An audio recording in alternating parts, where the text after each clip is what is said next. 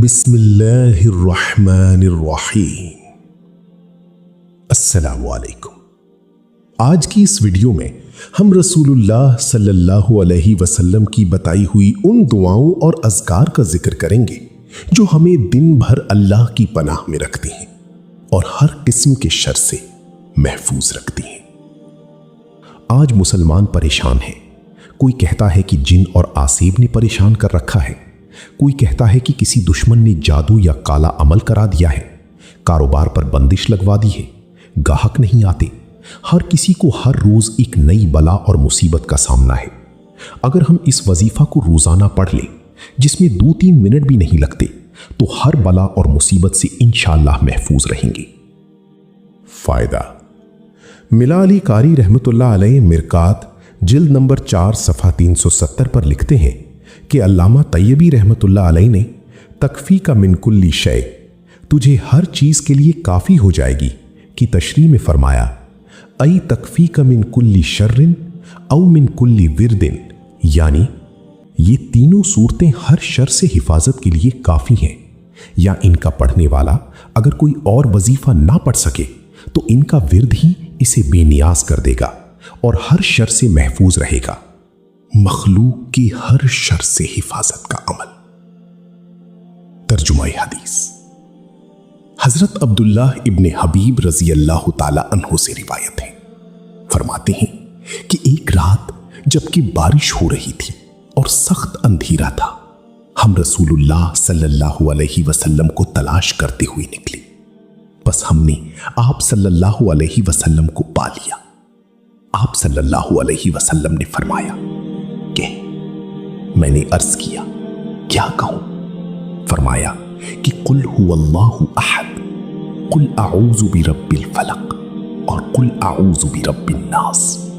صبح و شام 3 مرتبہ پڑھ لیا کر، یہ تجھے ہر چیز کے لیے کافی ہو جائے گی۔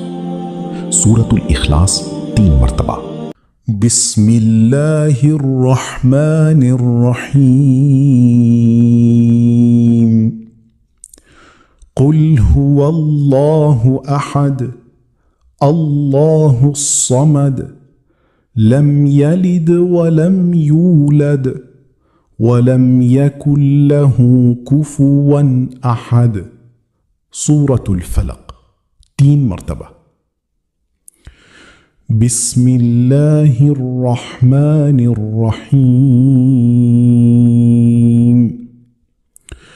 قل اعوذ برب الفلق من شر ما خلق ومن شر غاسق اذا وقب ومن شر النفاثات في العقد ومن شر حاسد اذا حسد۔